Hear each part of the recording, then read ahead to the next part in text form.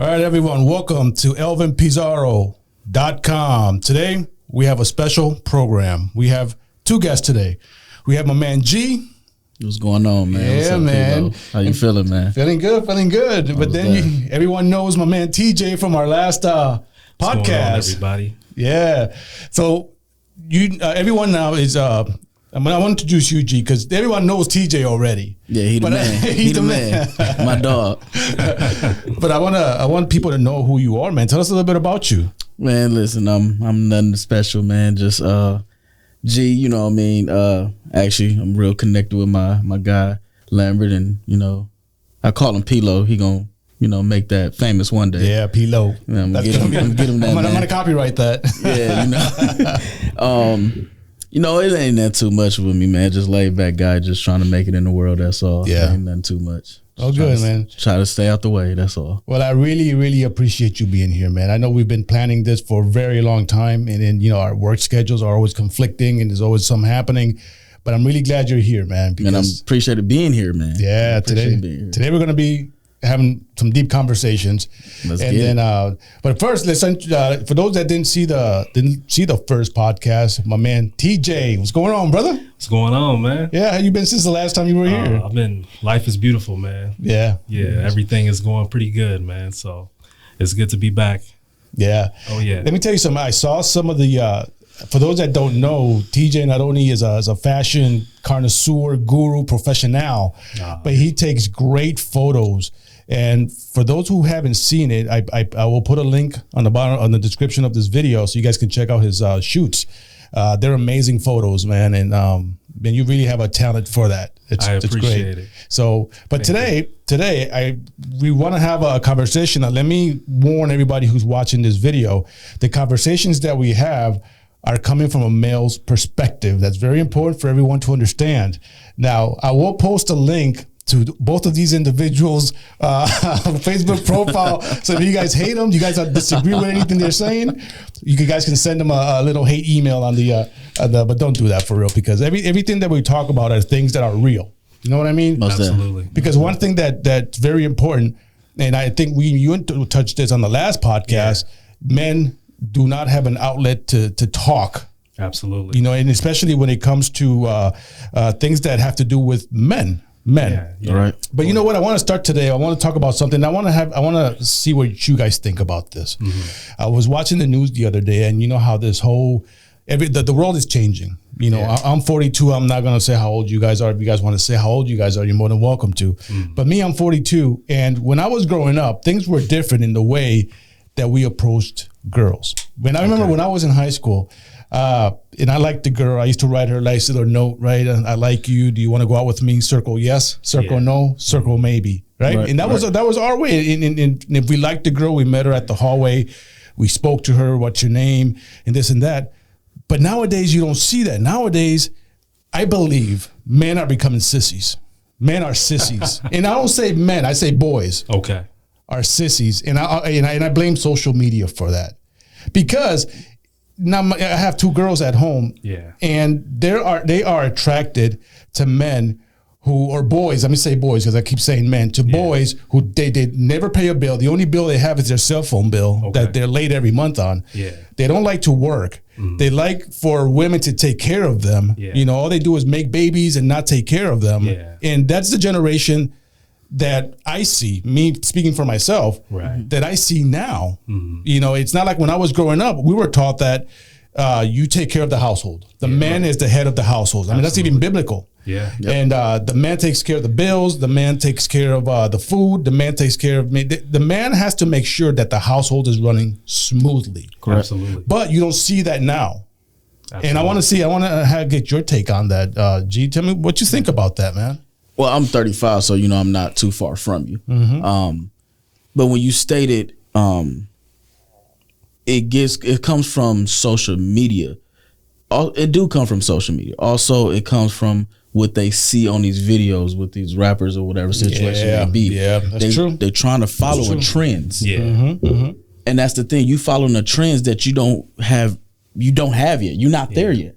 Yep. So and there's it is crazy and it's retarded, and like as you said, call them boys, because what happens is these women follow these boys, but then put us men to shame. Yeah. They put us men on the back burner and say, I don't want you because of how you look maybe, or what you do, or your pants is not saying, oh, you don't have dreads or wear Cardis. That's crazy. Yeah. Because now you're really looking at an image. Nothing against the image, because I don't want to get beat up by my brother over here. Right. You know what I'm saying? Because he the man over here. Right. But it's a certain image, like how he presents himself. And I know that happened on the last podcast of what y'all talking about, an image. Why women won't go for that. Yeah. But they look at the exterior first. Yeah. They look at the exterior and say, oh, that's not for me. Not knowing the man's heart. Not knowing where he's coming from. Not knowing what he's about. Yeah. Because they want to see what's on the TV. They want to see what's behind a phone, a glass, or a battery, or electronic, or a motherboard. They want to see what's behind that and say, oh, let me see. And then when they get messed up from this person. Yeah. Now what? Now what you going to do? Yeah. So do you believe it's a difference because I believe music also influences rap music, like you said, everything influences that. But back then, a girl would take the time to actually understand the man they like. They take the time to understand their parents, their what they like, what they don't like, their quirks, everything, and then they make a decision. This is just my opinion. They make a decision on whether they want to date that man nowadays.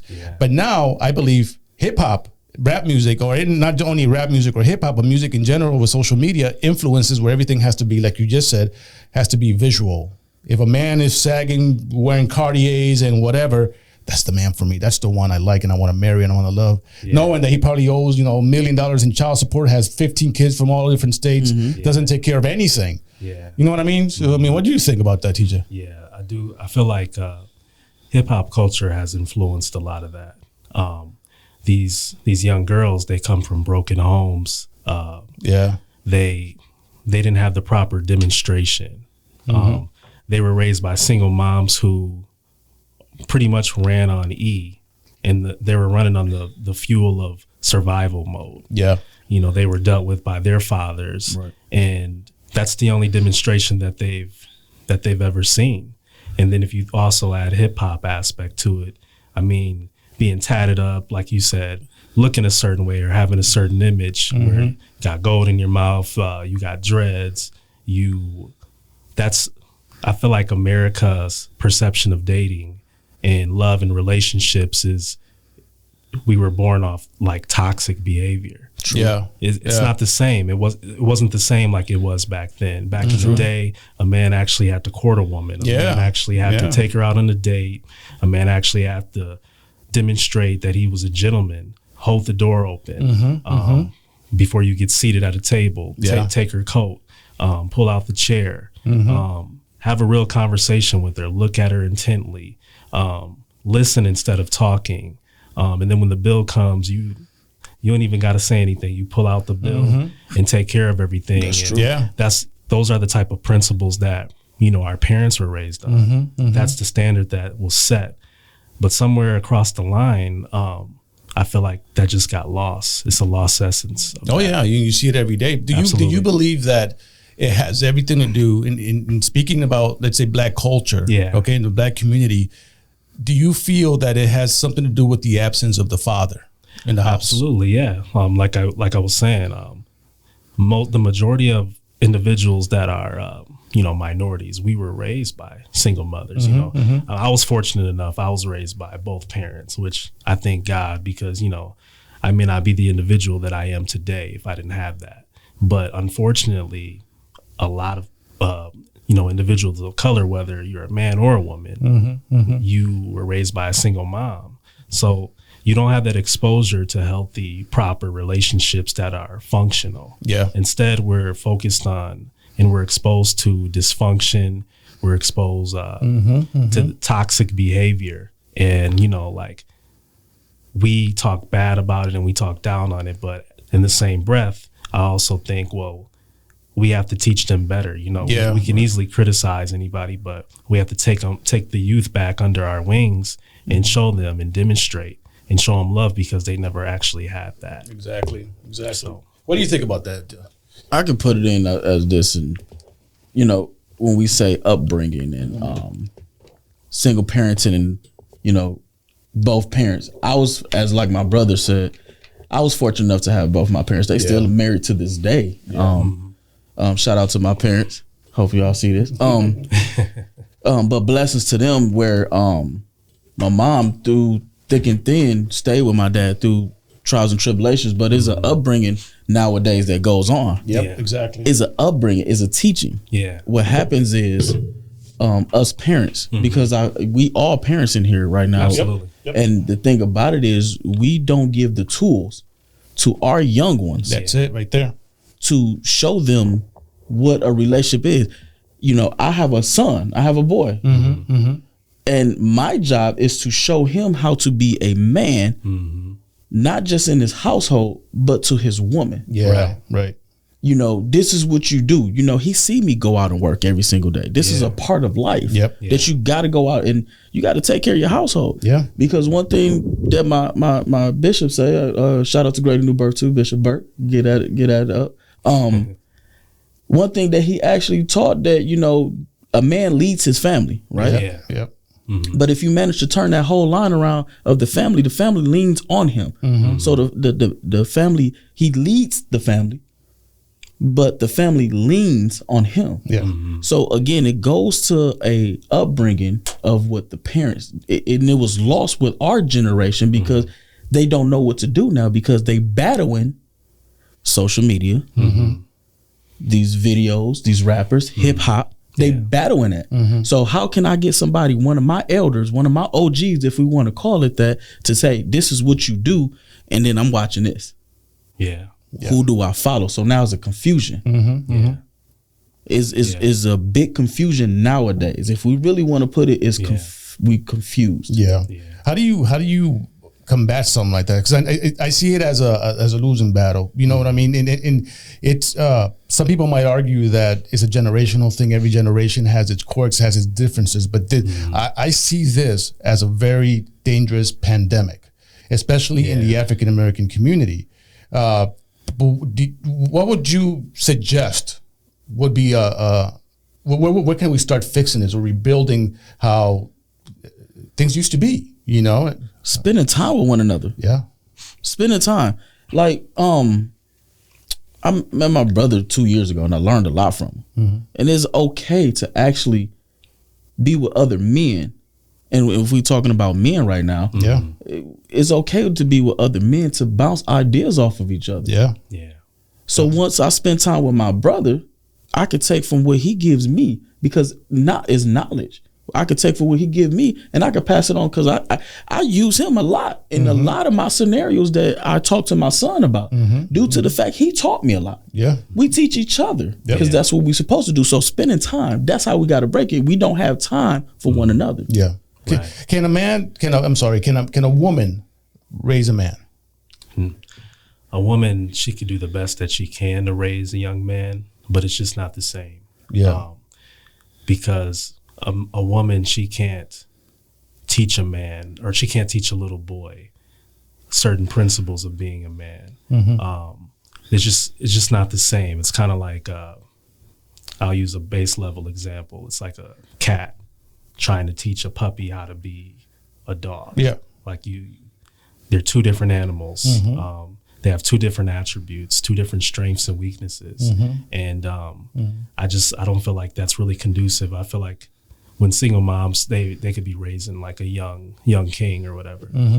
They'll do the best they can and they'll nurture and they'll pour everything into that young man. But at a certain point, they can't teach him the principles of what a man could do. You know, young boys, they really gravitate to men who demonstrate. You know, a woman, I feel like it's kind of toxic, like you said. It's like a pandemic. It's like our COVID, so to speak, because a woman will raise a young man and she'll basically formulate an opinion of her perfect man and she'll put that on that boy. And that's not pretty decisive at all because it's biased because the mom she's coming up with the perfect scenario for her son in her ideal situation, but not necessarily what that boy needs. A boy needs to demonstrate he needs demonstration from a man. Yep, And exactly. you have to literally take him by the hand and show him how to fish, which I'm using a metaphor. But you have to show him how to fish, and you know the old saying, you give a man a fish, he eats for a day. Mm-hmm. You give a man, or you show a man how to fish. He'll eat for a lifetime. Yeah. You know, and that's really what we have to do. But yeah, to answer your question, I think women could teach. See, my mom, she always taught me to speak, not be quiet, say what's on my mind, mean what I say, you know, and be more emotional and vulnerable. She taught me that vulnerability, there's nothing wrong with vulnerability, because the most vulnerable people are the most strongest people. Oh, yeah. You know, we're not robots. We feel things. We have to feel things, process and move forward, come up with solutions and move forward. Right. My dad, he taught me, it was balanced, because my dad taught me how to be resilient. He taught me that if you don't work, if you don't have a work ethic, it's like in the jungle. If you don't hunt, you don't eat. Yeah. You don't have anything in life. You don't have anything to show for. He taught me how to hustle. He taught me, it was just certain things that he instilled in me that my mother could never do. And it created a balanced, so you have a well-balanced child versus it's one-sided, where you may have the mom just pouring in everything into that young man, but that emotional template is off because it doesn't have that balance that's required from both parents. Yeah. And one of the things that I see now, I'm a big we're not going to get into politics and under that, because that's for another podcast. But one thing that I see now is, you know, how, let's say the LGBTQ community, women, they want to be able to not only marry, but adopt kids, adopt a man or a boy. And I look at it as a big mistake. Me, not only being a man of the Bible, but also naturalization. I mean, two women cannot raise a boy. Okay, I believe a man can raise a man. Okay, I grew up. My biological father was never there in my life. But I was fortunate enough where my mother was able to remarry, and the man that was there showed me how to be a man. Absolutely. You know, I learned by example, learned by his struggles, by all the mistakes he made, you know, and things like that. And I applied to my life and things like that. And I bring up this subject because in our line of work, you see a lot of men that will never, ever be an example to their children, to their boys. And unfortunately, that trend or that is going to continue on to the next generation, to the next generation, to the next generation. And we see it every day. You know, we see men come in that have 4 or 5 kids, and the only thing, and unfortunately, and I hate to say this, but it's the truth, the only thing I think of is, man, those kids are going to be right here again too. They're going to be right back. Hopefully they don't. Hopefully they're not. Hopefully they break that trend. Right. Yeah. But what are the odds? I definitely believe in generational curses. True. You know, your great grandfather partook in something, or it was a certain way when he was living, and I do feel like it gets passed on to the next generation, Right. We just have to ultimately break those generational curses. There has to be, even if you're the black sheep of the family, the black sheep, you know, it's still the goat. You know what I mean? Right. They have the opportunity to change the whole dynamic of the family curse, you know, but a lot of times, you know, where we work at, we see there's fathers and sons. And they're together. You know, so it's like, that's crazy. I can just only imagine how the father feels. Like, you literally failed as a father, because even if you were a street dude, if you were a thug, I mean, and you have a son, the biggest compliment is your son being the completely opposite of you. Right. Even if your son is like, he's a college boy, or he's quote unquote square or whatever, you know, if he's not in the streets at all, you did the best possible job as a father. But if he ends up in the same predicament that you're in, what did you teach him all those years? It was poor demonstration.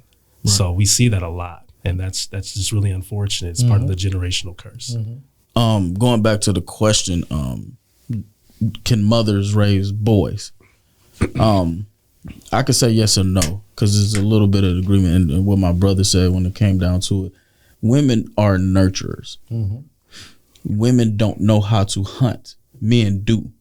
And when I say that, and nothing against women. I give a shout out to all women that's actually raising boys to the best of their ability. Yeah. I most definitely shout y'all out due to the fact that y'all doing the best y'all can. Because it is women out here. Oh yeah.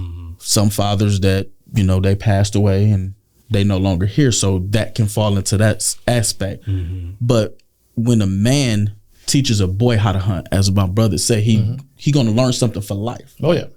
Can a woman do it? Sure, but it's a way that she wants to do it. Right. Right. Women are more emotional. Yep, that's it. So you can teach a boy how to be emotionally, what's the word I'm looking for? Emotionally caring. Have an emotional intelligence. Emotional intelligence. They can have that. Yeah. But then what falls out behind that? Because then now, as going to that other realm of generational curses, one thing I can say, and you know, I'm not downplaying my father. My father was in the household, but he always worked. Yeah.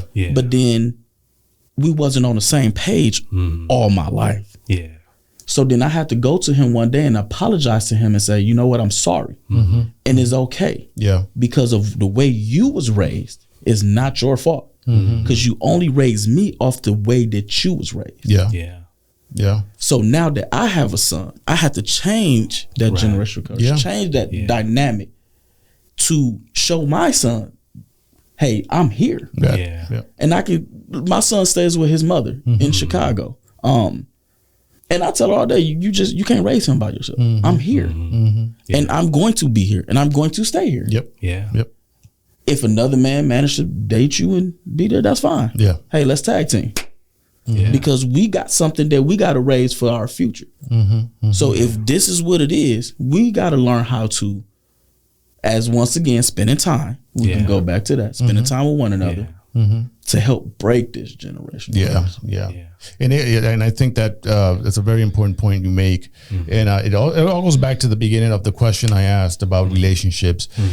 These young men now that are, let's say, being raised by a woman, or two women before that, for that matter, I believe that they don't have that skill, I would say, to hunt. Not only, to hunt everything, and especially a mate.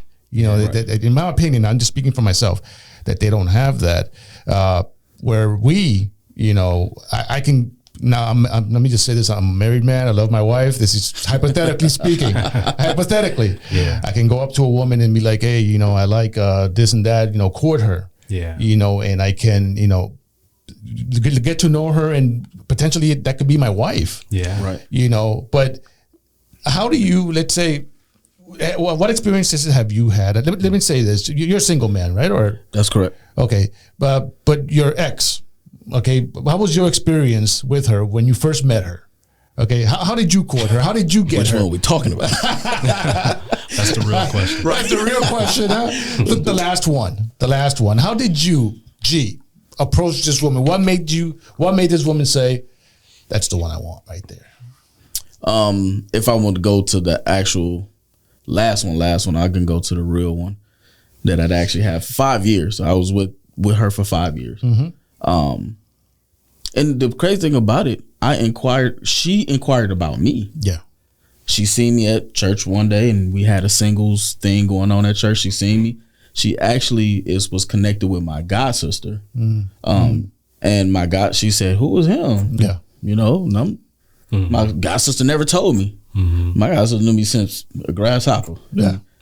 Then when she finally actually told me, I'm like, man, well, who is this? Then she told me, and this girl loved to cook. So of course they say a way to a man's heart is yep, that's true.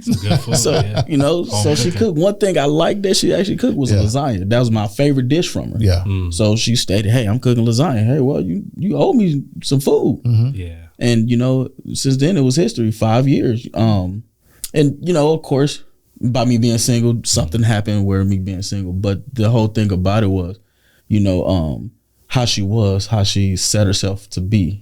She was a lady, and I seen that in her. Yeah. She a woman that was trying to grow in life. And that's the thing about it. when it comes down, even with relationships with men and women, when you with somebody, you grow with them. Yeah. Yeah. You don't grow from them. You grow. Yeah. You're supposed to grow with them. Should, You know, and that would bring you guys to the next level. One thing, and that's what I could say. We grew. I mean, 5 years. That's, you know, that's uneasy or not normal for especially the black community. Yeah, yeah. That's you know ancient. What I mean? Yeah, in this dating culture. It's not. It's 1 or 2 years, and the moment somebody walk past and a new fragrance, let's say a new fragrance, walk past. Yeah, yeah. They sniffing that way. That's it. Yeah. So it, you know, it was just her what she was, how she structured herself. You know, as a pure woman, it was, you know, it wasn't where, you know, right out the gate, me and her had to go do something. Yeah. As of like physically, because it definitely was not that. Yeah. Yeah. So that's how now, by me being a single man, I approach a lot of relationships as I'm not finna come for the physical. What do your mind tell me? Yeah. What do your heart tell me? Yeah. Oh yeah. If you are intelligent, do you meet the standards? And I ain't gonna lie, a lot of that I learned from my brother, and I'm not just saying because he's here. We talk a lot because when I was in my relationships, he was a single. Yeah. Yeah. So and we talking. I'm like, how you telling me this, bro? You single. But then what happens is I took it and I use it. Yeah. So from that relationship, man, it was just, you know, she inquired about me, you know, and then once I found out, I said, well, let me see what it be like. Yeah. So I approached her. I know you like to cook. That's your favorite thing. You love the kitchen. So this is how I'm gonna come at you. You need to make me a dish. I come and pick it up. Yeah, but let me ask you, man. You're a good looking man. You have a great job. You got a good work ethic. It seems like you got everything together. Why the heck are you still single, man? What's going on, bro? Come on, man. Let's be real. What's going on? The $1 million question. Yeah, $1 million question. Yeah. You know what? The purpose of me being single is to get my mental health together. You can have a perfect job. You can have the perfect living state, the best car, best driving car, whatever situation may be. But if your mental health is not together, how can you, as we say, court somebody else? How can we bring somebody else into your world if you're not right? Right. Like they say, you know, sweep in front of your doorstep before you sweep in front of somebody else's or whatever. I got to make sure mine clean. I need to make sure all my I's are dotted and my T's are crossed. Because I don't want to bring nobody into my life that I would tarnish with my mental health. So it's me more getting to know me a little bit better. And whenever that right one managed as that fragrance roll past and I catch it, then I would definitely, then I know because it's going to come and it's going to come natural. She's not going to approach me and I probably just won't approach her. It's just going to formulate naturally. Yeah, that's the best, man. Because I know when I was single, I had a priority to really, I didn't want to be a liability to a woman. That's what it is. I wanted to get myself together. You know, I had a lot of things that I needed to work on. Because when you get out of a relationship, when you're in a relationship, especially it could be a toxic one, you don't see everything. It's when you're out of the situation to where you can evaluate it and see like, well, damn, I need to work on this. I need to work on that. Right. And that was my priority when I was single. And because I didn't want to be a liability to another woman, but not only that, to myself. Like you were saying, you can't be right. If you're not right for yourself, you're not going to be right for anybody else. Right. You have to really work on yourself and find hobbies, find things that really gravitate to you, just level up and just get out in the world and just do you. And, you know, you won't even be looking for it, man. You'll just be out just living life, and then all of a sudden a situation just sits in your lap. Just comes, Those are the best situations because it happens so natural and so organic. I didn't go looking for it. It's like you can't force things. It's like the game, you know, the game of basketball, where if you're up just forcing shots and stuff and you're just off, you're not finding a rhythm. You got to let the game come to you and take the proper shots, and before you know it, you'll start to warm up and then you'll start to get into a groove. So I kind of view dating that way as well. Okay. Let me ask you guys a question. We're going to play a game, okay? And I want you guys to be completely honest. Absolutely. Okay. So when you see a girl, right, you're at work. This new person walks in. I need to know two things about you guys. the first thing, physically, Yeah. what is it that attracts you about a woman? And then what personality trait they got to have? I need to know those two things. And I want you guys to be completely honest. Physical and personality wise, what is it that you look for in a woman? G, go ahead. I want you to tell me. Physical. So I'm not a man of she got to have a big butt or Ah, come on, man. You're not? I'm not a man for You're that. not a butt man. I'm not. Oh, God. I'm so I done dated all frames. You know, I don't believe you, G, because I work with you, man. Listen, we may talk about the frame. You're not getting away with this, man. Yeah. Man, listen, we talk about the frame. Right, okay, yeah. But all honesty, seriously, it's not about the physical. As of like, I'm not a butt or titty. Like, literally, it's females there that I can be like, yeah, she thick. Yeah. But that's not for me. Okay. And it's not for me. Okay. Physically, I don't even know if it's a physical, to be honest. There's got to be a physical, G. And it got to be. And I guess I'm still trying to find that. Yeah. Could it be a cute face? Could it be the hair? You know how some women, they like the hair, Some men like that. I don't know, but G. Nowadays, boy, they chop the horse tail off and they make it. So it kind of that could be a throw off. Do I like hair? Yes, I like women with long hair. Mm-hmm. If it's a more of a physical thing, yeah, to be honest, I don't want nobody bigger than me. I'm a big guy. Mm-hmm. You're not that big, Come on, man. I want to be able to touch my arm. Nothing against, nothing against just talking crazy. Yeah. It just isn't a physical for me. That I like real skinny women, to be honest. There you go. You like real skinny women. I like skinny women. Yeah. Petite, short, skinny women that are proportion. Right. I guess that's my kryptonite, if that's what we want to say. That gets me. Yeah. That makes sense though. I mean, because you look at women that are short, they want a tall guy. Right. Or a woman, she wants to be with a guy that she doesn't want to be with a little man. Like, she wants to be with a guy that's bigger. Because from a psychological standpoint, she wants to feel protected, or most definitely. If they're out somewhere, if it goes down, my man got my back. Yeah, absolutely. Like, You're absolutely right. So now you meet this skinny woman, right? She sits right next to you, and you got to sit down and talk to her. Now, what personality trait must she have for her to get you? So now you got the skinny part. We don't believe you. I don't believe you. Because for one, man, let me tell you something, man. There was one time where we were working together, and somebody came out, right? And she was thick. And I remember you looking at me, and I'm looking at you, and there's almost like we knew what we were thinking. Like, I knew what you were thinking, and you knew what I was thinking, and it got you. But that's a temporary.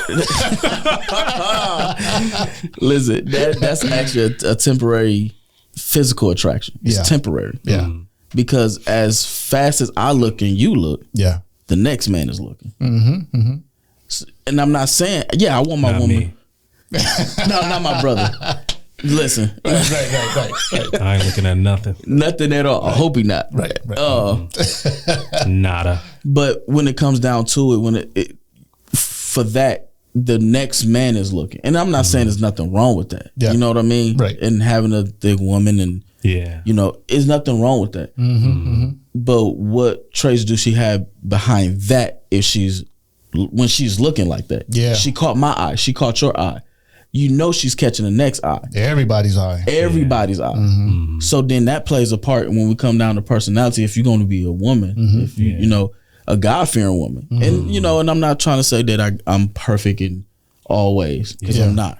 You know what I mean? It just comes to the point that your personality got to be, it got to match my energy. Oh yeah, yeah. And I believe that talked on the last podcast, an energy match. You got to have that. If you can't match my energy, and I am a goofy guy at times. I can be goofy. I can be loud. I can be extra. I know, but that's what I want. Yeah. Because even if you a monotone person, that's still cool. Because guess what? We can balance each other out. Yeah. You know what I mean? And you want that. You want to be able, because you don't want to go out with a girl and then she's dead. I don't like, you know, sitting, we at the, you know, bar or whatever situation may be, or a club or a concert, you just, right. I don't want that. So the personality got to just kind of match the energy. Yeah. Do you think that conflicts though? If you have two, it could, you know, similar personalities, that, you know, like you have to have the yin and the yang, you know what I mean? It has to be. It could. Yeah. It definitely could. But having similar, you kind of know that person to look, so you know with the triggers, the A's, the B's, and the C's, you know that if it's similar. But when you do have your yin and yang, now you got to still work harder to figure it out. Yeah. And that's part of the issue with relationships now. It's hard to figure out because everybody shell themselves. Yeah. Everyone wear a mask. Everywhere. And we're going to call that being fake, because to me, when you wear a mask, it's fake. Yeah. Yeah. That's not the true you. Show me the true you. Like I tell a woman right out the gate, if we talking, we finna be together first, because you're different when we're friends. You're gonna be completely different again when we're in a relationship. Now you got that title. Yeah. So now you got an obligation to that. Yeah. So let's be together, because then now I can cut you off ASAP if I need to. Yeah. Yeah. Not saying that I'm perfect once again, because they could do it with me. It's just the point that the dynamic of that is different from just friend zoning and relationship zone. Yeah. Yeah. Because now it becomes an obligation. I want to address what you were talking about individuals that have the same similarities. Like I feel like that could be exciting and it could be easy. I feel like it's more short term than long term. I feel like people that are different, that's more long term, because life is going to throw a lot of things at you. Oh yeah. And it's like, I need you to be this way for me in this moment. So I feel like that pretty much is like when you're trying to establish something with somebody long term, I would rather look for a woman that's different than me, because she can provide something. Because if you're the same as me, I could provide that on my own. You know, I want to step outside of the box. I want to be able to have you show me a perspective that otherwise I wouldn't have even thought about. So I feel like, in my opinion too, like I'd rather just be with a woman who just is different, because I've been there where a woman was the same, and you know, it's also, you know what you're thinking, and it's like, well, if she's the same as you, is she thinking the same thing? It just creates like a dysfunction. It's like, I don't know if you guys are into like the zodiac sign or whatever, or sun signs or whatever, but that's like two people being the same exact sign. Like you're a Capricorn, right? Yeah. It's like you're dating a Capricorn. Though you'll have similarities and you'll be able to like relate to a lot of things together, I feel like over time, you guys, it's like looking in a mirror. You're dealing with the same individual. It's just a female version of what you are. So versus dealing with a woman who is the opposite of you, and she's showing you a different method or a different ideology of life instead of just the same thing. So can I interject in that? Absolutely. Let me, and this is crazy. I'm glad he brought that up. The reason so the person I was with for 5 years, she's actually a Capricorn. She born 7 days after me, and we lasted 5 years. Yeah, I am single right now. So they like, well, you're not with her now. Yeah. Things transpire. Things happen. Sometimes you grow apart. You grow up and you manage to grow apart. Yeah. Right? Or grow together. One or the other. Because we don't know how life is set out. Because we the ones don't plan life. If somebody higher with a higher spirit, you know, plans our life. We don't know. But then at the same time, when he said he wants somebody different, and nothing to shorten up with my son's mother, me and her was only together for like a year. And she's the complete opposite. The complete opposite. So it may work. Like that's why in different dynamics, different frames, it can work for different people. Do I want somebody that is something like me? Sure. Because now you know me. So then you should know what triggers me. So you believe it all depends on the individual, on what the man is what's looking for? Exactly. Because it's sometimes, you know, having somebody different it is, because like you said, you bringing something to the table, if that's the term people use. You bring something to the table that's different. And you know, if I manage to say I can bring a cell phone, and you may bring, the headphones, just to make these two things work. Yeah. You know what I mean? So it's something different. So it's good. Yeah. It's like if one person is, or both people are sensitive and emotional, long term, will that work out? I think there's gonna be a train wreck. And in my opinion. Yeah, I think it could versus one person being emotional. I mean, and they own that. They're more emotional and their template is more like they're more vulnerable and sensitive versus an individual who's more hardened and more like less emotional, more stoic. I feel like they'll balance out that person that's sensitive. So it's all about balance. Yeah. Yeah. Can I throw this in since we saying that? Yeah. Now, you have two people that's very emotional and you saying it's a train wreck. It could be a train wreck. And then you stating that it managed to be, if they complete opposite, it can balance. Yeah.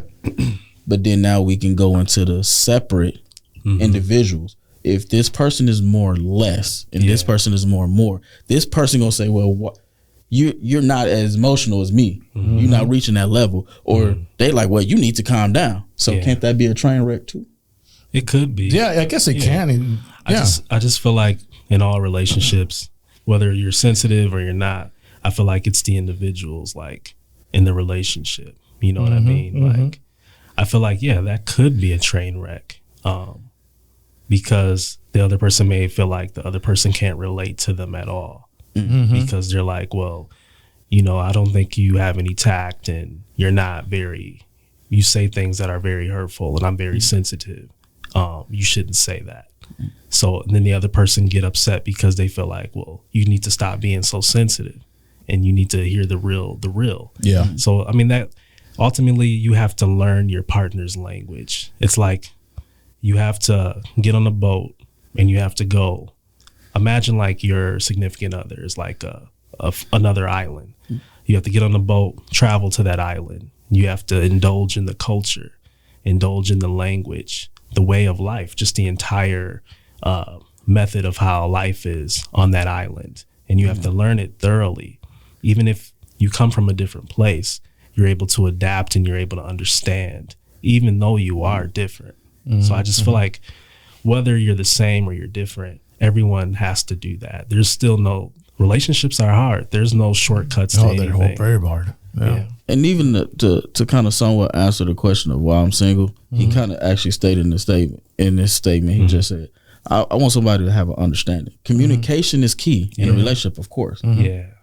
But when you manage to want to change the directive of what's what, I want somebody to have an understanding of me. Yeah. Because I got to have an understanding of them. They got to understand the lifestyle. You have to study a woman, and a woman has to study you. Facts. Study, like I said on the last podcast, you have to study like it's a test that you don't want to fail. You know what I mean? Like it's an important test, and you have to be able to study because you want to succeed. You want to pass the test. Yeah. So just the mannerisms, the demeanor, triggers, or how something comes across to the person you're with, that's really important to just really dissect and really take the time to really learn that. And that's how people get past those hurdles in life. Right.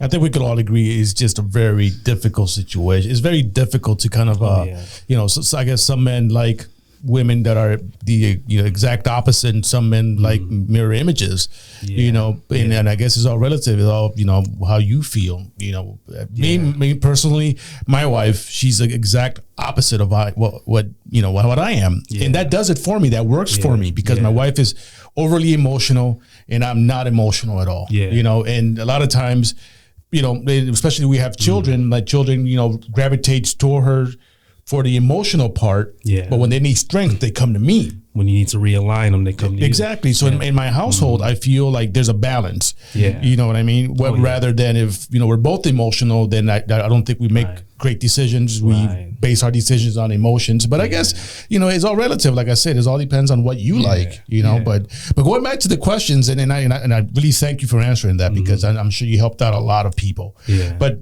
Yeah, I'm not gonna escape you, man. There's one question. Lambo. There's one question that you haven't answered, Lambo. I thought I was off the hook. No, not yet, bro.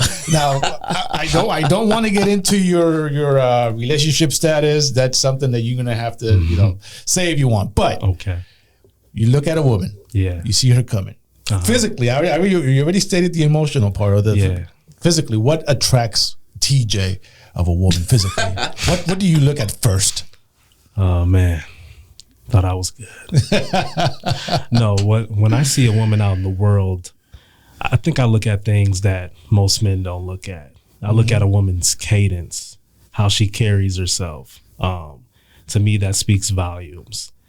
Like, you don't try to do too much. You don't try to seek attention. You're just going about your day, doing what you would have been doing anyway, you know?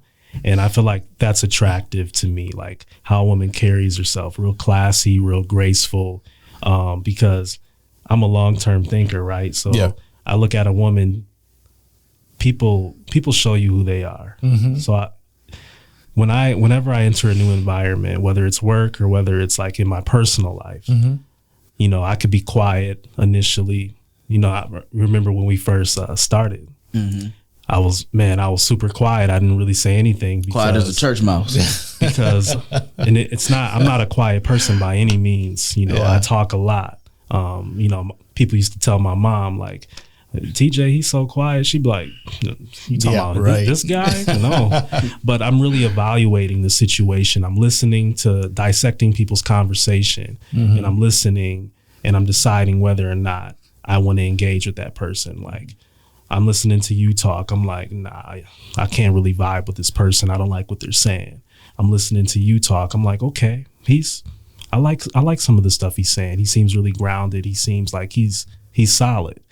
So it's like an evaluation process. So not only do I do that in life, I do that when it comes to women as well. I could be in a bar, right? And then there's a lot of women in the room. And, you know, there's a lot of beautiful people. There's a lot of beautiful women in the world, you know, that are shapely, that are just gorgeous in the face, whatever you may call it. But to me, that alone doesn't excite me. I can recognize beauty, but if you open up your mouth and you're not saying anything to me and you're talking about stuff that's irrelevant or not productive, or you don't have a sense of humor or any type of personality at all, you could be an 8 or a 9, and that can easily drop you in a matter of 5-10 minutes of me listening to you talk. So TJ, that can drop you down. You're telling me 3 that if a woman is walking towards you, the first thing you look at is what they're dressing, what they're wearing.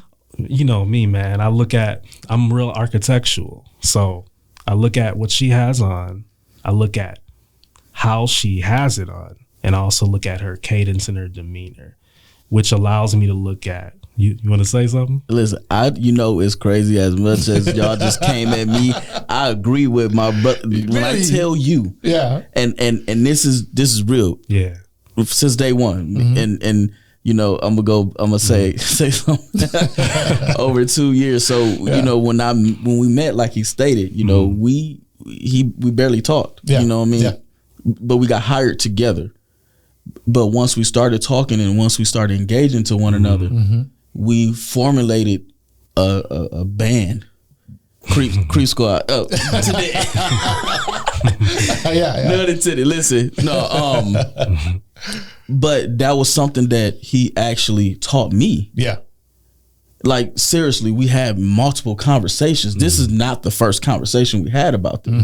We had multiple conversations. He doesn't even show me, like, man, you know, to this day, he'd be like, man, A, B, C, and D. And I'm like, nah, bro. Nah. But he showed me something different. That's why when you say, I'm like, dig a little deeper. And he watch a little closer. And he'd tell me that because he was like, it will reveal to you of what it really is. Once you just sit back and watch and you observe. So that's what I learned. Because again, this is not the first conversation we had with this. So when he say, what are you saying of how he looked? That's really him. That is truly him. It could be a whole baddie. That's, you know, crazy strap. Beautiful. Where she will make cars probably do U-turns and crash. Yeah. My brother would literally be like, okay. Yeah. I'm like, and what? And what's new? Yeah, but I look at it too like this. It's just if you look at all the women that I've dated in my life, if you want to talk just physical, from a physical standpoint, they literally all look different. Yeah. I've dated women. I've dated black women. I've dated Hispanic women. I've dated Asian women, Indian women. I've dated big women. Yeah. I've dated skinny women. I've dated women that were quote unquote strapped. Yeah. You know, Instagram strapped or whatever. I've had them, not to brag or anything, but I've had experience in that. Had his shares. So I'm pretty. So when you have your experience, you get less impressed by certain things. You know, because you've kind of been there and done that. You look for something deeper. So that's why, I mean, I'm attracted to all different types of women. You know, I find I feel like no matter what it is, like beauty's in the eye of the beholder, right? Like you can see a woman, and I feel like I can find the beauty or something attractive in every woman. Yeah, that may not be, you know, considered attractive or attractive, but it ultimately always brings me back to your demeanor, how you carry yourself. Yeah. And that says a lot about your internal character, because I'm not out here playing any games anymore. Yeah. I'm playing the game to win the championship. It's like if I don't win the championship, if I don't get the chip, the season was a waste. And I'm not out here wasting my time and focusing on, oh yeah, she got a big butt, or she got this, or she got that. That's temporary. That's lust. That's actually pretty dangerous, because you know how many you know how many guys look at women and they have that lustful thought and they end up being involved with them. That literally ruins that man's life. Oh yeah. He ends up having a baby that he didn't even want with a woman who he never even saw a future with, but he just turned around in the hallway. She got that thing slinging back there. Yeah. And that's dangerous. That's why you can't be deceived. Everything that glitters isn't gold. That's right. You know, and you have to I'm more mature now. I'm 32 years old. I look at things differently now. When I was 22 years old, did I go crazy if I see like a woman that's just like, damn? I mean, yes, but I've learned through trial and error that that's not all you should look at as a man, because that could literally ruin your life. Yeah, and absolutely. You know, so you just have to be mindful of that. And like I tell my brother, look deeper. Like don't just look beneath, don't even look at, it's like we're like on Lake Michigan on a boat and we see the reflection and we see above the surface. It looks pretty, it looks beautiful. But once you jump off that boat and you dive underneath that surface, it looks completely different. Yeah. It's a different world. And you have to be able to make an objective decision that puts you at a point to where you're not a liability, or you're not creating a liability for yourself. Right. You have to protect yourself as a man, you know. No one's here, no one's gonna save us, no one's gonna protect us. So we have to, if you're not an advocate for yourself, then who will be? Right. So you gotta always have that in your mind. Well, you know what? Let me be honest with you guys, and I'm probably gonna be, for those that are listening, I'm probably gonna be the only honest one here. All right. Oh, wow. You know, I'm a butt man, dude. What you like? You know what, man? That's what you like, baby. I love you, my wife. Maribel, I love you to death, baby. But you know, she's called me a few times. So we don't beat him up later. Don't beat him. Oh man, we go to the store, man. Yeah, I've always had a thing for butts. That's just my thing. So when we go to the store together, my wife knows that I'm a butt man. So whenever a girl walks by, the first thing I do is look at my wife. Yeah. Make sure she's looking at something else, and then I do this. You know, I kind of creep by, but then I always look to see, and she always catches me. I'm just being real. You know what I mean? I try not to, disrespect my wife. I love my wife to death, and I will die for her. You know what I mean? Women have that spidey sense. Man. Oh my God, and she does. Yeah, and she knows I did, and she always looks at me. So there's been a couple times where I look at her. Then I look at the girl, right? Yeah. I look at her, she's okay, we're cool. Yeah. I look at her, and then when I look again, she's right there. Yeah. You know, but you know what you got to do? What is it? See, women notice a beautiful woman as well. Yeah, so that's the thing. Yeah. The thing you got to do is you got to wait. Like there's especially there's a woman just walking down the aisle, she's just undeniable. Oh yeah. Like she's gonna notice that. Yeah. You know, women check each other out more than we probably check women out, because they're always comparing themselves, and so you got to wait until she says something about her. Like she nudges you like, babe, like look at her ass. Like, damn. What do you say that? Oh, yeah, that's disgusting. Right, no, she's giving you, because I mean, your wife knows you. Yeah. So you can't BS her.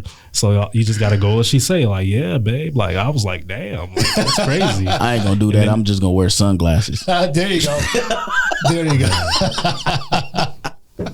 Yeah, I mean, that could be a solution as well. But you know the great thing about my wife is that she knows. And but she knows that it's just my nature. Yeah. Not only my nature, but it's the nature of a man. You'll never act on it. I know I'll never act on it. I'll just look. I have a little couple second look and be like, But I love my wife to death. You know what I mean? And she's confident in the marriage, though, man. Yeah, exactly. That's where it goes too. Yeah, And when women get mad about that, and that can be something too. Women do get mad about that. Oh, you looking at her? Yeah. But if you're confident in your relationship, if you're confident in your marriage. And hey, I can look. Yeah. That don't mean nothing. Right. Yeah. You know what I'm saying? Again, it can be a lust. Yeah. It can be a fantasy. It can be whatever. So let's take this. If you manage to say that and you look at a woman in the store, what's the difference of looking at a woman in the store, even though they're in the physical, than a woman on TV?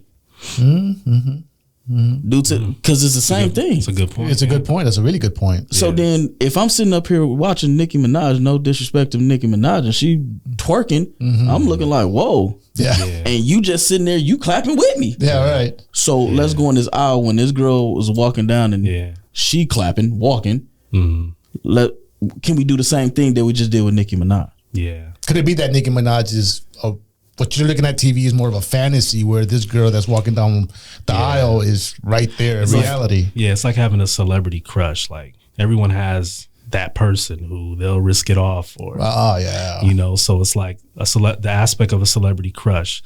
What allows you to get away with having that crush is that your significant other knows that this person, you don't have access. Right. Yeah. They're not attainable. You probably never ever see this person in your life, right? Versus the woman in the grocery store, that's a possibility. But you know what's crazy? Nowadays is accessible now, and that's we can think it's a fantasy world. You look at Cardi B. If I was to say my fantasy crush right now is Carly Rae, whatever. Carly Rae Jepsen. No, the girl that made the Carly twinning song.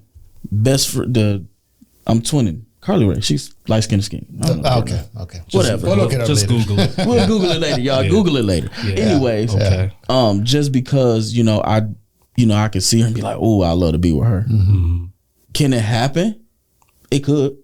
And the reason I can say that because we don't know what type of avenues that we have or connections we have. Like me, I done worked 2 Super Bowls. Yeah. Where I met celebrities. Yeah. I done sat in front of, Floyd Mayweather's suite. I done pee-peed in the stall next to Kevin Hart. Yeah.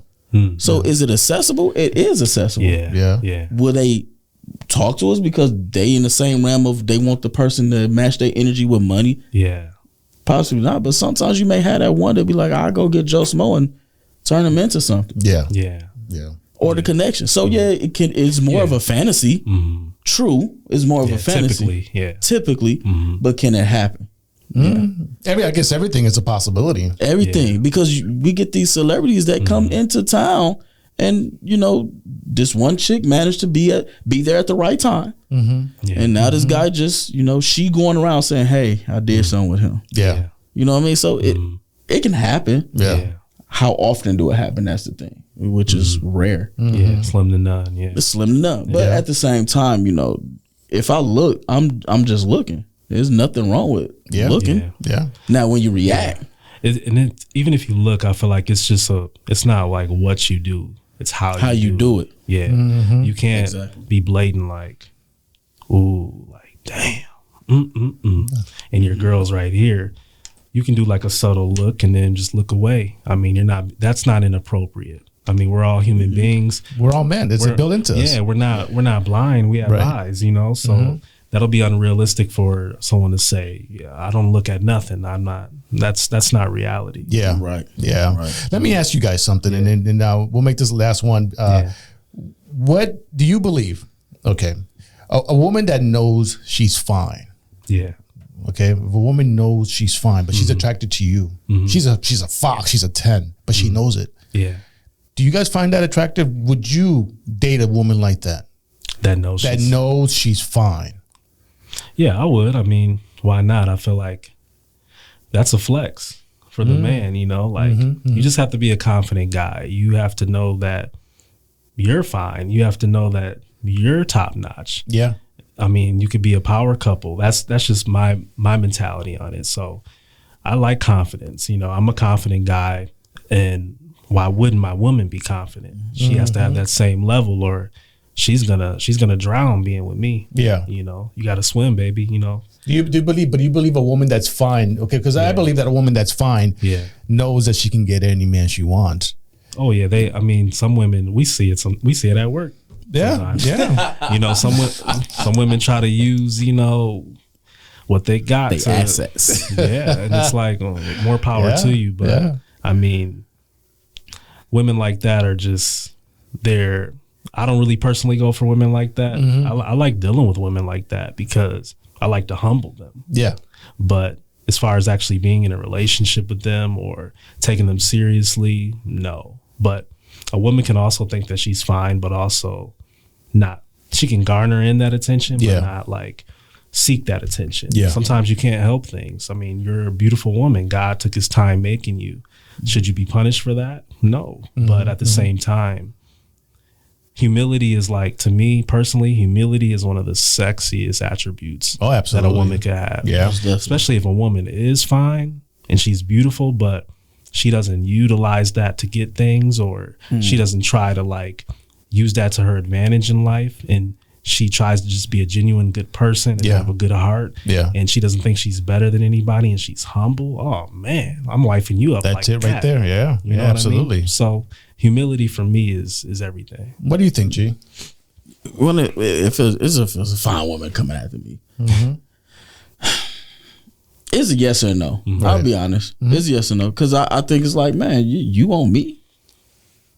Second guess it a little bit, because it's like, is it real? Interesting. Or is it? Or you doing it just to see what you can get, or you just want to enter my world to see what you can get out of my world? Yeah, yeah. So then now I got to proceed with caution, because have I had them? Yes, man. I done had some of the coldest. Listen, I'm not that bad. Like, I'm not a bad looking guy, and I'm not the finest looking guy, but I done had them. So do it faze me if you come to me? No, I'm okay. I done had this before. This is my past. You can't be too pressed. You can't be too excited. Exactly. Because every other man is excited. Exactly. A woman that's fine, she walks somewhere, man, every man in that room is looking at that. Yeah, everyone, And you want to be that one guy that's not. Because then that's going to be like, it's going to throw her off. Yeah. Like, well, excuse me, sir. Like, you see me?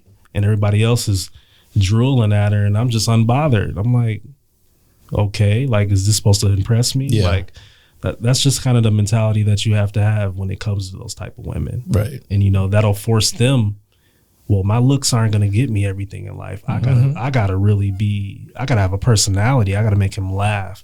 I gotta show him something different, because he's not impressed by all this. And, you know, 10 years go by, 20 years goes by. You don't know what that woman's going to look like. She doesn't even know what she looks like, especially if you have children. A lot of things drip or droop. And, you know, what do you have now? Yeah. This whole time you've been skating through life because you're fine, but what do you have now? What do you have to offer? Now you have to reinvent yourself and dig deep. And a lot of women, when they get to that point, it's so hard to do that. I guess the thing is, women don't like to be challenged. What do you mean? And what I mean by that, because we talk about it. Women, and when you say a fine woman can walk through the door, and he just literally said it, this is the challenge. She can walk through the door and everybody like, oh my God. Yeah. But if we sitting back in the cut like, okay, that's a challenge for her. Mm-hmm. She feels like it's her obligation to get you on her team. Mm-hmm. Yeah. So women don't like a challenge. They want a man to fall at their feet. Mm-hmm. No, I don't need to do that. You think women, you think it's a general thing where women don't, you said they don't want a challenge? They do want, they don't want the challenge. They don't want the challenge. Like what happens is they want everything just to fall for them right away. So the challenge that comes behind that is, why is he's not doing what they doing? So then that creates the challenge for them, and that creates the challenge for them. So it's like a yes and a no. Yeah. Yeah. So when you have, us men that just like, we looking for something real, let me take that back. Not something real, because what's real? Yeah. Yeah. Looking for something genuine, with vulnerability in it. When we sit back and we like, okay, yeah, that's whatever. That's the exterior. Yeah. My brother said earlier about the lake, the ocean, or whatever. The surface look good. Yeah. But what's down deep? Yeah. Yeah. Just because your surface look good. Yeah. Whatever's down deep. I done seen the baddies that was cold on the outside, but then something was going on in the inside. Yes. Yeah. That now that they can't control anymore. Yeah. Due to the fact that the challenges they looked over. Yeah. And the ones that fell for their feet, they went for it. Now you got something you can't get rid of. Yeah. Yeah. There we go. Ruined your life. Yeah. And now ruins your life. Yeah. But the women that use their looks to get what they want, come on now, we got to be better than that. Yeah. You're absolutely right. Because then where you're going, you just getting this temporary fix.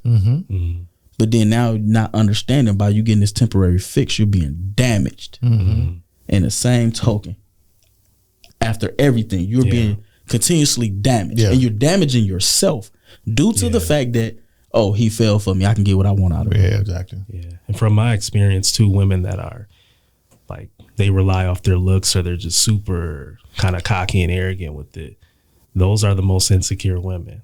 Those are the women that have the most trauma, the most insecurities. They're really overcompensating. It's kind of like a false illusion, I feel like. No matter how beautiful you are, like, I don't care who you are, somebody is insecure about something, multiple things. It doesn't have to just be one thing. Yeah. And I feel like at the end of the day, confidence is quiet. It's super quiet as a church mouse, right? And insecurity is super, super, super loud. And you could just look at someone and kind of dissect them. And I always tell people, just sit back, relax. People show you who they are. Oh yeah. All you have to do is just sit back with your lemonade, or your spiked lemonade with the vodka in it, or whatever you drink, or your glass of wine, and just watch and listen. God gave us 2 ears and 1 mouth for a reason. We have to evaluate every situation, and that gives us the blueprint and a manual on how to move forward with an individual. Yeah. So yeah, absolutely. I just look at life like that. Well, man, I really, let me just say, I really appreciate you two gentlemen being here today. That's all you got, man. Oh, I thought you was gonna come with some hitters. I was definitely waiting on it. That was light work. That was light work, really. I want some more. Okay, let's do some more. I want some more smoke. Smoke up the roof. We especially my man right here. We got to get on Davis right here. We got to get on Davis. I'm chilling, man. No, you ain't chilling, man. Look. Davis right now. Okay, now. Davis is my man, he's my man, and we worked together for almost a year now. And I've gotten to know you, man, and I really appreciate you and as a brother. I believe that Dave G right here, there's women that are after you, right? Here we go. And we're gonna go to smoke. There you go to smoke, man. The room is filling. And the reason I say that is because, and without getting specific, man, because it's really, but it's just a generalization of it. Women have used me to get to you. Oh, Jesus Christ. Women has used me. And you know what? Let me go even further. People have used us to get to you. That's true. Yeah. To get to you. I agree. Well, you could say the same thing. Like what's I can be in that same boat with y'all. Yeah. Because it's actually people that use me to get to my brother. and literally throw me by the wayside once they felt that they got in there. Yeah, once they think they once they think they got in. Yeah. So the what I'm trying to get to is that I feel like it's not really hard for G to be in a relationship, but I was wondering because the person that we're talking about, she seemed like a pretty, I don't know how I would describe her, but somebody that I think will make a good mate, right? For you? What do you think? Or you know who we're talking about, right? You know who we're talking about? Yeah, I'm definitely knowing who we're talking about. Do you feel that she would make a good partner for you? Yes or no? Yeah. Yeah. What? Take out the loose leaf sheet of paper, draw a line in between it. Right side is pros, left side is cons. Man, let's go. Listen, when I say, and I've been through the ringers when it come down to relationships now. Man. Yeah. I managed to see red flags before the red flags come up. Mm-hmm. Yeah. And when I managed to see that, when I tell you I've been through some stuff, man. Yeah. In this last past 2 years, my brother, and the crazy thing about it, and I thank God for my brother, man, because he actually walked with me through this whole situations. These last 2 situations, I was going through it. Yeah. So when I say red flags, great women, and I'm gonna just generalize this. Yeah. Great women out here. It is great women. Great woman. And I know she can possibly, or women can possibly be somebody's wife. But when I see that it's not just for me, because as my brother say, sit back and evaluate. Because would I would have jumped into that relationship or jumped into that situation quick? Yeah. Just to see what it is, most definitely. Yeah, right. Because that's how the world turn. Yeah. That's how time is. Yeah. So I would have definitely did it. But then I had to take a step back, say, do I want that? On my head now, because that's now another whole level of stress. You know, I was depressed. 2022, 2021. I was depressed for a whole year. Nobody knew. Like I said, we had a mask on. Nobody knew I was depressed. Yeah. Because of a relationship. Yeah. Which made me have to rethink some things before I approach a woman or a woman approach me. You can like me you can sit up here and buy me a whole brand new car, sweetheart. It's not gonna move me. Yeah. Because you gotta have an understanding. Right. Yeah. When I keyed on that, and that's what the word came to me this year, understanding. Because not only that, and we can go further back of being a father, I have a whole 13-year-old right now that plays a part. I don't care if you like me. Yeah. That's nor here or there. Yeah. I got a 13-year-old that gotta approve you. He has to approve you. Yeah. And if he don't approve you, I'm sorry. Yeah. Due to the fact that you gotta be around him. Right. Would you say that's a deal breaker for you just completely? That can be a major deal breaker. Okay, because sometimes, I understand what you're saying. Like, I have, daughters as well. But I guess what I would ask you is sometimes, like, children, especially when you don't know what they're hearing back home. They could be hearing something from the mom. Yeah. And you can have a super fantastic woman, right? But while your son's at home with his mom, she's jealous, still want to be with you, talking crazy about your significant other currently. So, and then your son develops an unbiased dislike for her. Would you, and this woman's perfect for you, would you just exit her out just because your son doesn't approve? Because it isn't actually coming from a space where she's treating him wrong. Yeah. Or they don't vibe or whatever, because some people just don't vibe. True. But at the end of the day, she's dating you and not your son. And you don't know the sources of why your son may have a dislike towards her. So that's where the conversation comes in with my son.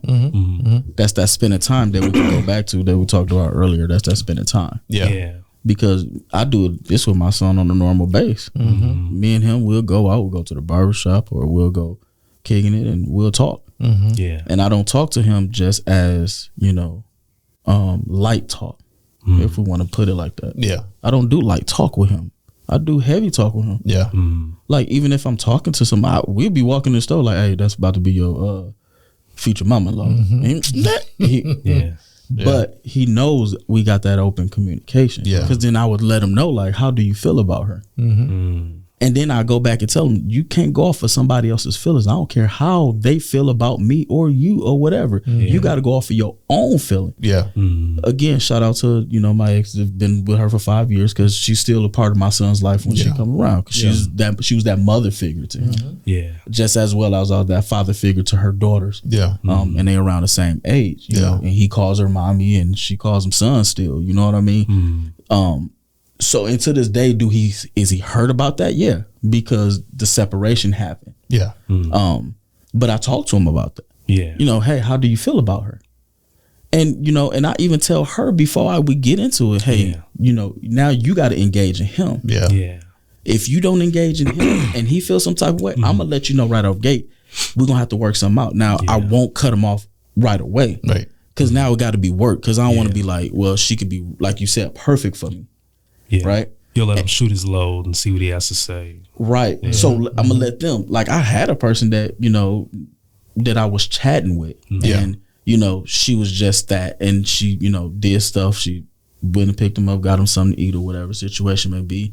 I don't know how that fell by the wayside. That's nor here or there. Yeah. But I told her, hey, you got to engage in him because he's not the engager. He's a kid for one. Yeah, right. Right. They shouldn't have to be. They shouldn't have to be. So now, not only that, I'm telling you to do it, I'm observing you do this. Yeah. And I'm watching him and his reactions. Yeah. Because if his reactions is reserved, have I had that before where I talked to somebody, they was around and he was reserved? Yeah. Right. I'm going to look at that.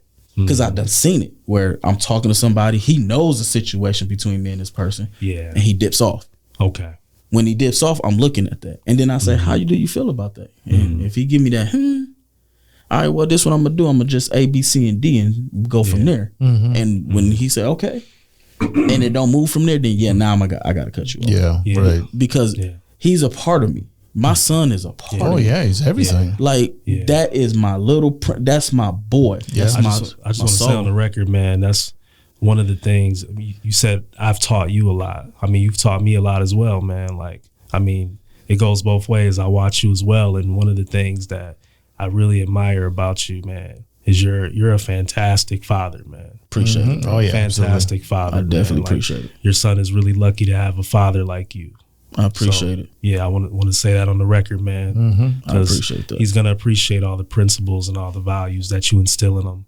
I know sometimes you're a little hard on him, but most definitely, and he probably hates it at certain times. But when he becomes of age, he'll look back and he'll be like, "Man, he'll understand it. Exactly. Get it. Exactly. That's that community. Once again, and everything goes around. That's that spending time. Once again, that's that spending time with them. Because kids equate love is spending time with them. It's spending time. Like, we could be at home, and it's like this weekend. I'm actually going to get my son this weekend. Yeah. And I got a fantasy football thing tomorrow, whatever. And Sunday before I probably go to work, we'll sit back and we chill. We'll probably be on a PS4 together. Yeah. Playing 2K or something, or eating pizza, and he'll come in my room and he'll jump in my bed or jump in my arm. He's 13 now. This boy big.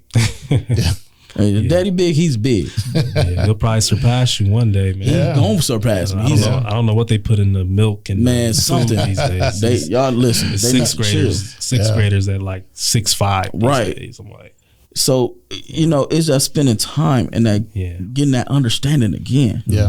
With him, because even I told him, I said, you got to understand me. Your mother's not going to be single for the rest of our life. We're not going to be back together because we already established that. That's already established. But understand something. Whoever your mom get with, you respect that man just as it is me. Whoever I get with, you respect that woman as it was your mom. Yeah. So and this can go into a whole nother term, co-parenting. Co-parenting. And if you don't have the correct co-parent, listen, whatever she says to him, she says to him. I don't care. That's not going to make me or break me. Yeah. Is that the definition of being a father? What's the definition to you of being a father? you setting everything else to the side for yours. Raising, providing, protecting. I will go, and excuse my vernacular, hell and hot water for my son. Yeah. I would slaughter listen, FBI, CIA, whoever listening to this. Yeah. I would slaughter somebody for my boy. Yeah. Yeah. And put him not 6 feet, but as to the equator if I have to. Yeah. For mine. Yeah. And do that 25 to life. 25 to life. With a smile. With a smile. Because I know I'm protecting mine. Yeah. Being that father is if my son was to call me right now, hey, listen, I'm recording something, but listen, you can sit here and watch me. Yeah. Because I set out that's my heart. Yeah. Being available for your kid. As much as they can irritate you, make you mad, you still got to be available. Yeah.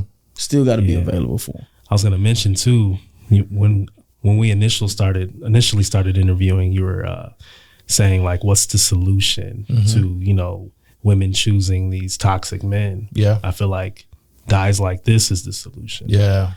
You're taking your son, you're being hands-on with your son, and you're showing him that structure. So I feel like men like you that breed young men that are respectful, are gentlemen, are the weapon that goes against all this other BS that's going on out here. I agree. I definitely agree. It starts there. Yeah. And it starts there. That's why I've been single for so long, because I have to show him. Yeah. It's not right for me to keep constantly bringing women around him, because what do that show him? Right. It's a teaching. As a father, we are teachers. Right. Yeah. Because if we could teach him how to hunt, that's what we're supposed to do, right? So we are teachers. Right. Yeah. So I got to teach my son, like, this is not what it is. Just have multiple. He can hear me talking to women. That's fine. Conversating, maybe going on a date or two. Yeah. Or, we're going to the pool and kick. Yeah. Yeah. But then it goes to the point that it's like, well, just understand this may not be forever, because I got to get to know this person. Yeah, right. But you're also teaching him healthy dating habits. That too. You're teaching him that you should date multiple women, not sleeping with them, but date multiple women and establish, hey, this is what I like, this is what I don't like, and this is how I should court a woman. You're teaching him single-handedly how to properly court a woman so that we can eliminate all this madness out here. And that's crazy he say that. Yeah. Dating. Yeah, that's true. If that goes into a whole nother subject, dating is not sleeping. If we get that. Dating is, we going out, even if we don't go out, because we get it sometimes. Men go out, they got to pay for stuff, right? And it's like it don't work. Yeah. Sometimes we could take a walk. If you want to, you go on grocery shopping, I'll come with you. I hate shopping. So, some of the best dates are like just creative dates. Yeah. You don't have to go to the, me, I love to wine and dine and go to nice restaurants with the martini, kicking it.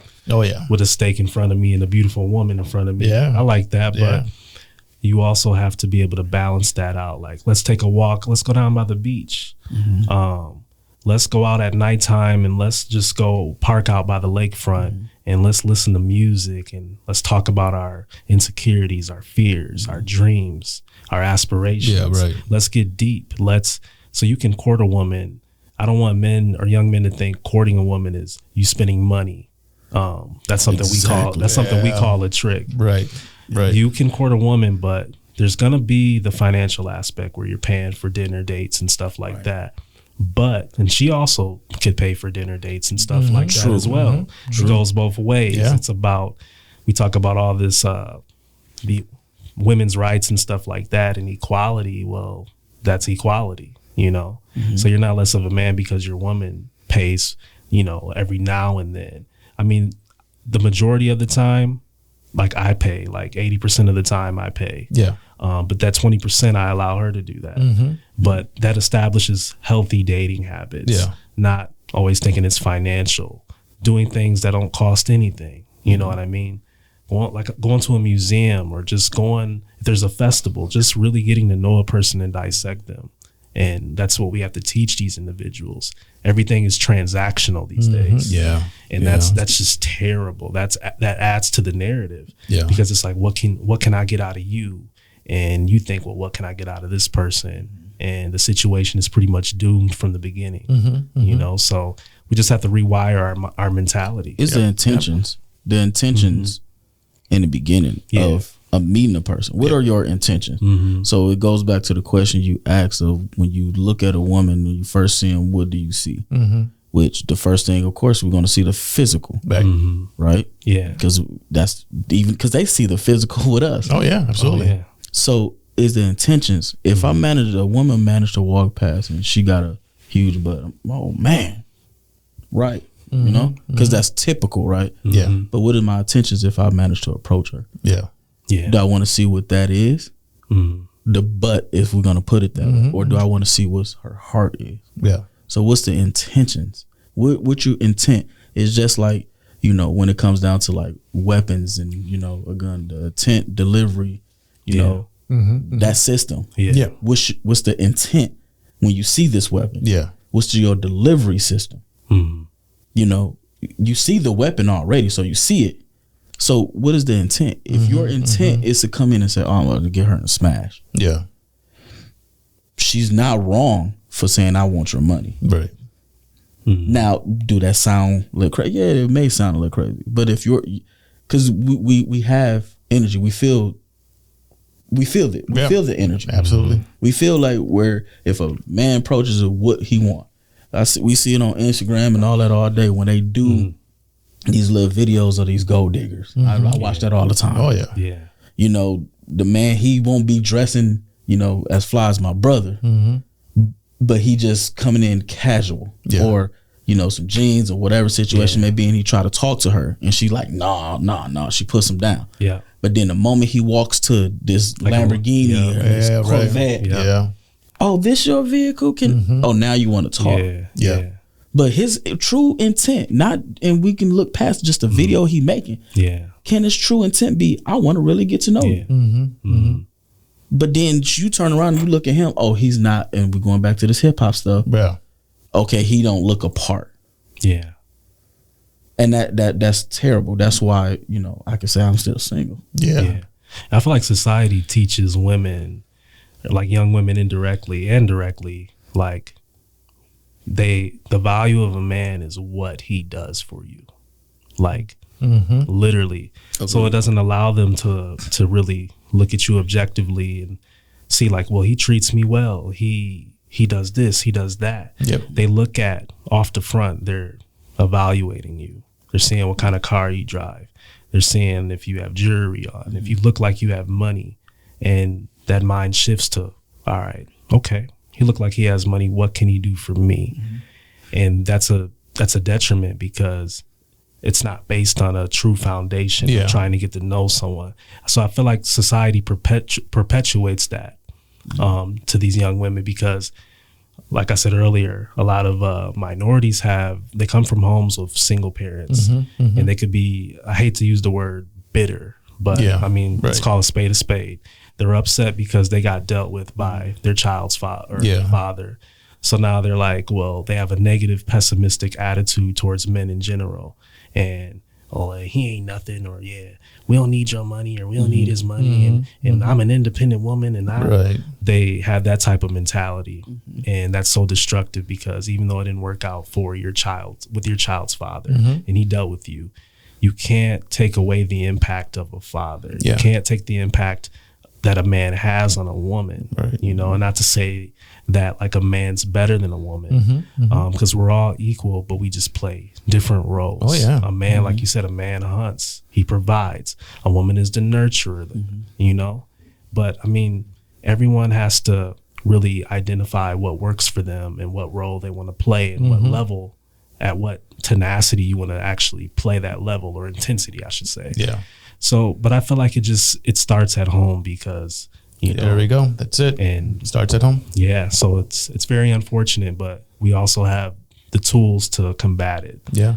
Like I said, fathers like you and me, individuals, even if you don't have children, you could take kids under your wing, and, you know, that means a lot to these children, you know, going to these clubs and volunteering and just chopping it up with these kids and really showing them that somebody cares, you know, even young women, you know. That's why fathers just, especially if you have girls, I have girls, you just have to stay in their life because I mean, I feel bad for any guy that tries to pursue my girls, man. Yeah.